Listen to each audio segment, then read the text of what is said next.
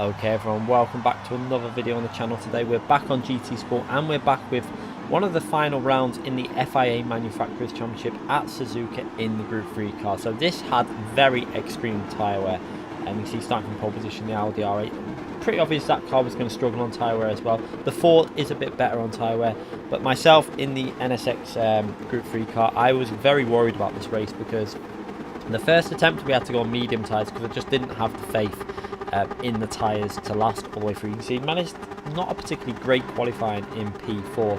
I definitely could have got myself higher up the grid, but to be fair, with the tyre wear on this car, I probably would have been going backwards anyway in the race, because the first stint wasn't a massive problem doing the 4 laps on the soft tyres, but I wasn't sure if I was going to risk the second stint on the softs or not.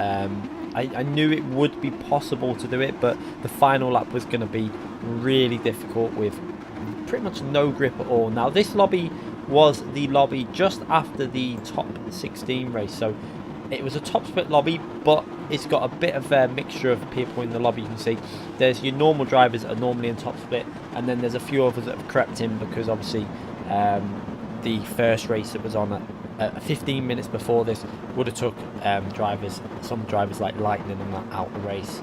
So it's kind of a mixed lobby again, a cross between a split 1 and split 2. That's why you're seeing some drivers that you probably wouldn't always see in the top split, but there are obviously the normal drivers as well. They're like Sky Pickman, Devil Souls in there, Garassa and stuff like that are all in this race as usual from the top split.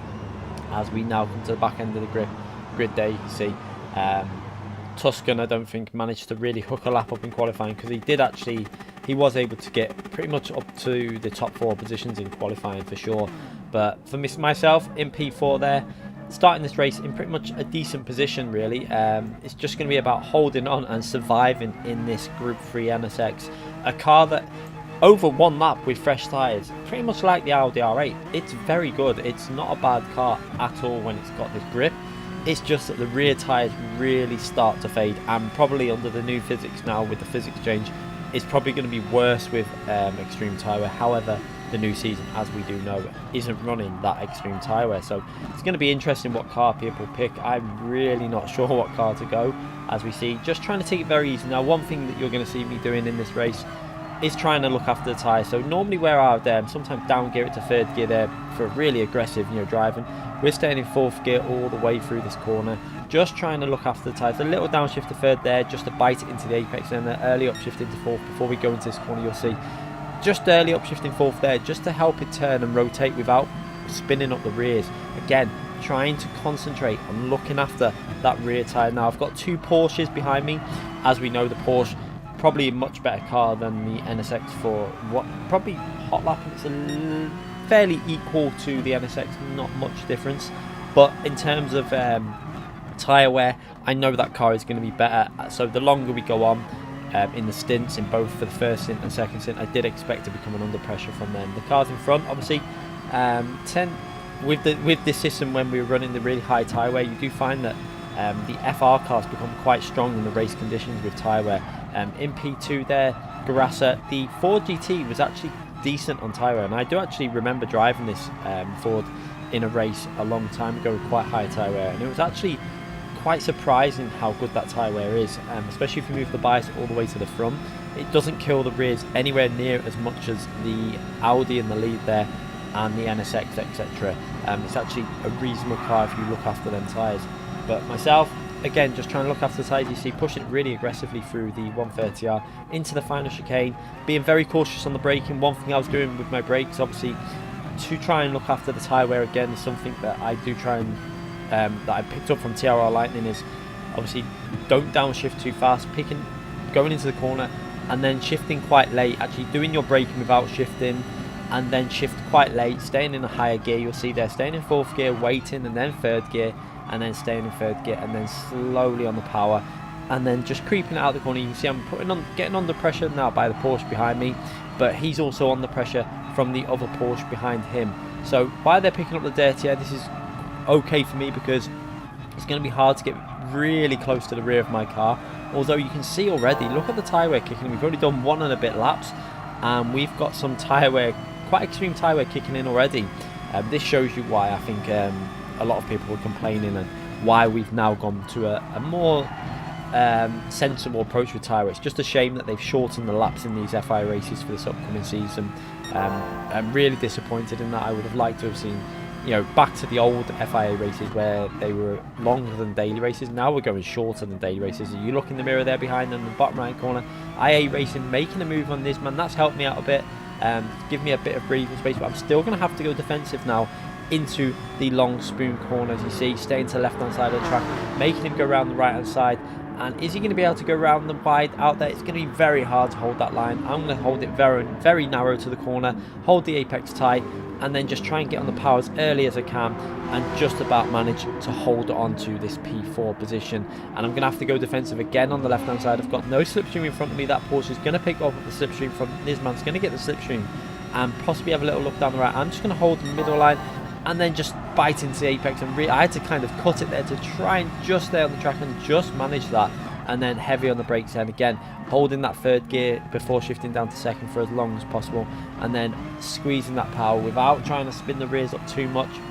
And a very defensive lap that you can see, and go over the line with just only a 2 minutes lap.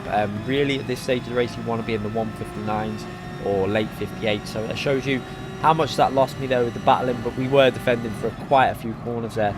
And now going into start lap 3, this is where we're going to have to really start being cautious with the tyres, because the first 2 laps the grip's okay, you can see them wearing, but now on lap 3 you start feeling the rear slowly fading away, and it's all about just trying to preserve it. You can see there down into third gear this time, because I felt like I needed to try and build that gap up a bit to Nisman. Really, I know it was if anything, it was probably safer to do that on this first stint, because we were only going to run 4 laps on this first stint, so I can be a little bit more aggressive with the tyres on this first stint than I can the second stint. The second stint is where the tyres are going to really be under pressure, as we now looks like we're actually starting to gain a little bit on this lap, on lap 3 to P3 in front.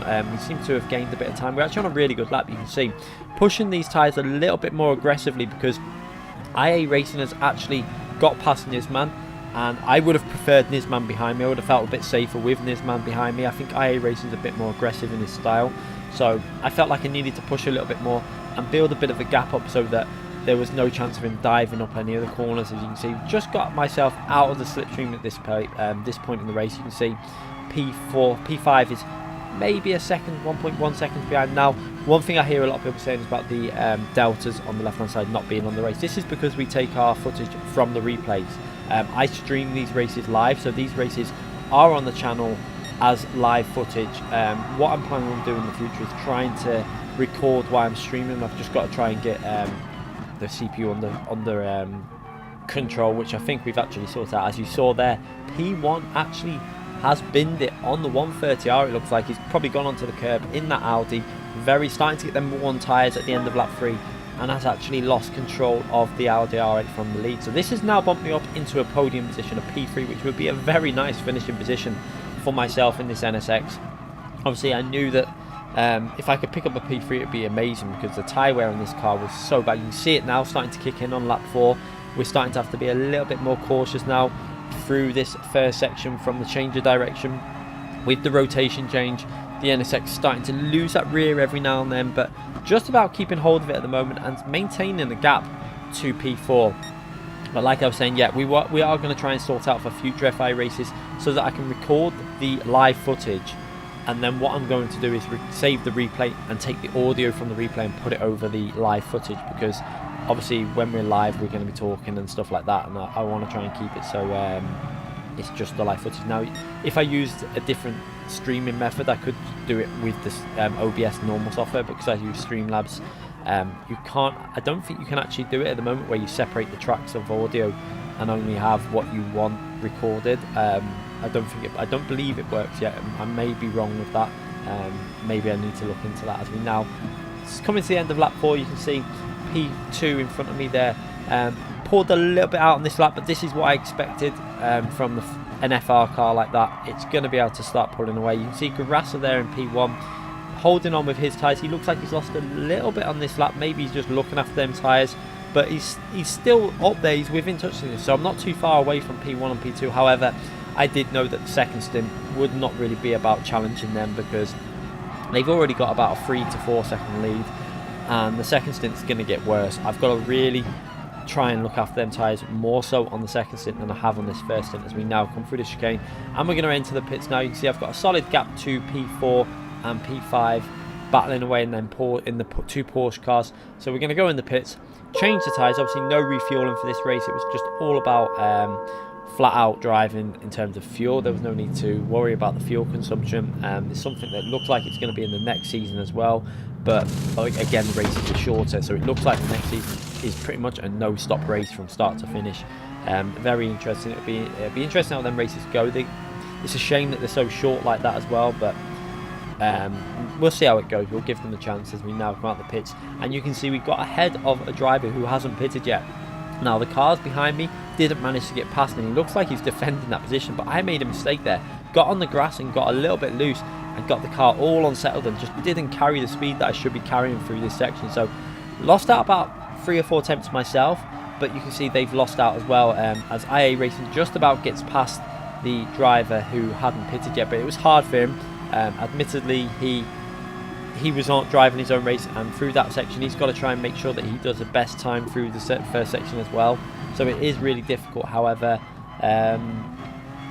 it probably would have made sense for him just to let some of them cars go through and then just try and hold in and pick up a slipstream or something. But he battled them and they lost a bit of time, and that's helped me out. You can see I've increased that gap to P4 to about 1.5 seconds, nearly 2 seconds. It looks like just under 2 seconds there, but that's going to really be needed on this second stint, because the tyre wear is going to be a big problem. It's all about survival for the second stint. I didn't know, like, I'd seen it being done by the Japanese Asia region driver. Now that driver is much better at looking after tyres than myself. He's one of the best on the game, I'd say. Very good driver, and he only just about managed it on the final lap, and his tyres were really sliding around. So for myself to do this, it was going to require a very disciplined drive on this second stint. But one thing that was going to obviously help that out was obviously the fact that I am in a bit of clear air. I've got no one in front of me and I've got the gap behind, so I don't have to drive defensive. I can drive my own race, and this is when I drive better in general, when I'm just on my own, able to do what I want without being, without a driver diving from behind and no one in front of us, with no dirty air. In general, I drive a little bit better. So now we're going to start our first main hot lap on the second stint, and now this is actually quite a good lap. I didn't realise when we were live, I didn't expect to be driving, I didn't want to be pushing too hard, but I actually drove this lap really well, considering we were looking after the tyres. Into 4th gear there, you see, hooking up the apex really nicely. Didn't quite get onto that apex, but we managed to hold good speed through the corner. And then coming into this section, you see down into 3rd gear, holding it very tight to the apex and really gaining a lot of time there. And then on the power, and early upshift into 4th gear, and it manages to hold it perfectly to the apex and carries the speed through the corner. So that's where we gained a bit of time on the lap, really getting that corner sorted. Now into these tricky corners when you try and look after the tyre wear, because the car does tend to want to slide through that second right hand corner there.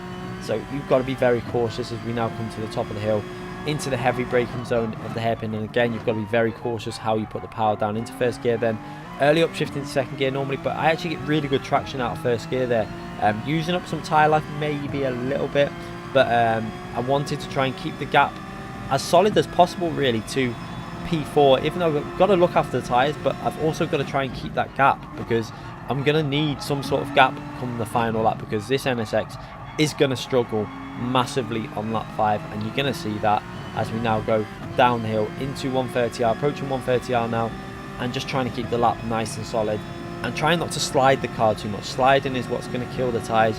So you see, we're going to attack this corner, but just be cautious we don't slide it too much, skimming the apex onto the curb nearly, and pretty much did that spot on, and then into the heavy braking zone, staying in 3rd gear and just holding off downshifting too fast. You see how that was much more cautious to my normal style, where I would aggressively downshift, and that just looks after the tyres that little bit better as we now go over the line. And we do a much better lap, a 1 minute 58.5. That's not a bad lap in the NSX. Obviously the fuel's come down, but it's a reasonable lap. It was only 6, 7 times off our qualifying lap. Now the qualifying lap wasn't particularly brilliant. We should have been down into the low 57s, but just didn't manage to hook it up. But it's still not a bad lap for race pace when you're trying to look after the tyres, as we now go through the really tricky tricky section again when you try and look after these tyres. And you can see P3 and 4 are gradually gaining on me now. We've got 3 laps to go, and they are starting to gain in me. It looks like P4 is close to that slipstream. You can see in the Porsche, he's able to just push that Porsche pretty much maximum every lap, even though we were on a 5-lap stint.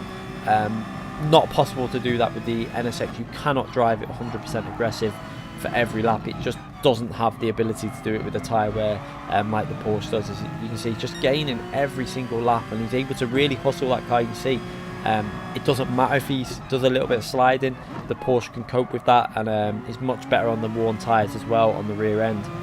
As we now coming up to the top of the hill now, we're going to go through Spoon, and really important that I try and make sure that I hook up this Spoon corner so that he doesn't get my slipstream on the main straight going into 130R. So you're going to see trying to take it nice and cautious, staying in 4th gear there, and then down to 3rd, then just being very cautious, little upshift into 4th and then back down to 3rd, just to try and bite the front end in, and then accelerating really aggressively. And then you see there, just about managing to keep him out the slipstream. So this is really important as we start the final 2 laps, because these final 2 laps are going to be the laps that obviously the tyre wear is going to start causing the main issue really in this race. You can see on the telemetry, the tyre wear is kicking in.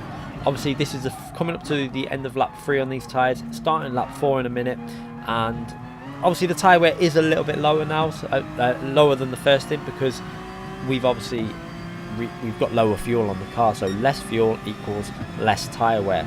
But we've got to do 2 more laps. This is the big issue in this race now. As you see Nisman there also closing in on IA Racing. It looks like he's also gaining in a little bit.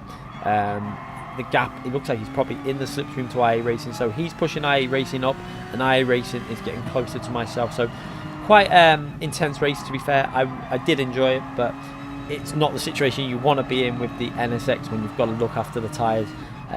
It becomes very nervous, to be fair. But P2, you can see P2 is not too far up the road there also, but that car is probably going to increase that gap the final 2 laps, because it's much better on tyres. So again, trying to keep it nice and smooth as we approach these fast right hand corners, just watching that rear slide, and a little bit there you can see it kicking in. You can see the car becoming less stable. Even though I'm trying to drive it smoothly, it just wants to bite at any opportunity, and it's just so temperamental on power. You can see coming out this corner, I'm going to have to be very cautious again, putting the power down, waiting, getting it in a straight line before I put the power down, because with the NSX you can't be turning at the same point when the tyre wears like this, because it will just lose the rear end. As we now see that Porsche behind me is looking more menacing at every corner pretty much. You can see he's pretty much in the slipstream now. I'm going to have to make sure I hook this corner up. I cannot afford to give him a big slipstream down this straight and possibly get a look in at making a move into the 130R. But yeah, we've managed to get that sorted. You can see going defensive now, so you can see he's definitely in the slipstream. Going over to the left hand side to try and break the toe, and then back over to the right to give myself the best line in the 130R, and trying to make sure I hook this up, skimming the apex, and we actually do that really well there considering the tyre wear.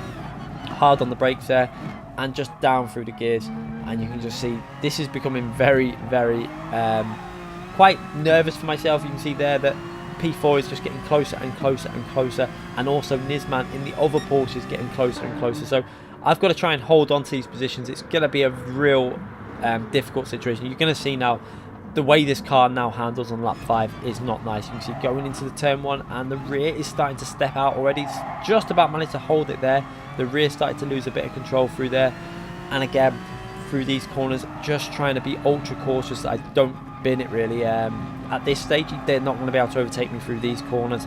Their opportunities are going to come somewhere else on the track, or if the car just randomly gives up traction on me, as we now just so gentle. Look at the speed, we're carrying so much less speed than what we was before.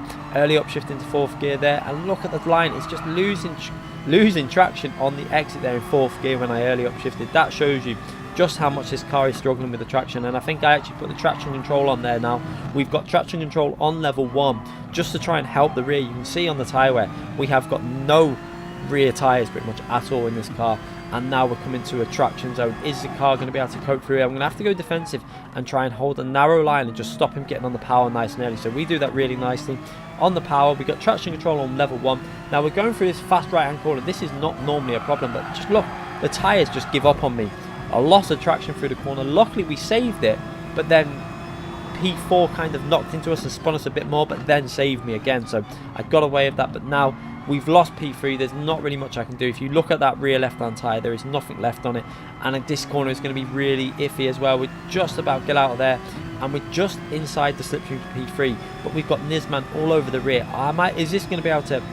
Am I going to be able to hold on to this to the edge? You can see on the replay, he's having a look up on the inside, but I've got the slipstream to just about get myself ahead in the 130R, and now I've got to hold a defensive line. I'm just going to hold the car pretty much in a straight line all the way into the braking, and then just about get into that final chicane ahead and hold on to the position, and just about manages. You can see P5 is going to just go for a look up on the inside Nisman, and he's not going to be able to have the traction to get that done, and we go over the line in a very solid P4 really with the NSX with this tyre wear. To be able to run the softs for both stints was asking a lot out of the NSX, but I just about managed to do it, and we come away with a very solid result. Anyway, I hope you really enjoyed that video. I thoroughly enjoyed that race. It was really enjoyable. It's probably one of my better races, if I'm brutally honest, because to look after them tyres was a lot of effort, and did take quite a lot of cautious driving, smooth drive, and I was really happy to come away with that with I think it was 2.3k points and the P4. Anyway, thanks again for watching. Make sure you leave any comments in the comment section. Give the video a thumbs up if you've enjoyed it, and I'll see you all soon for more videos. Thanks again for watching, everyone.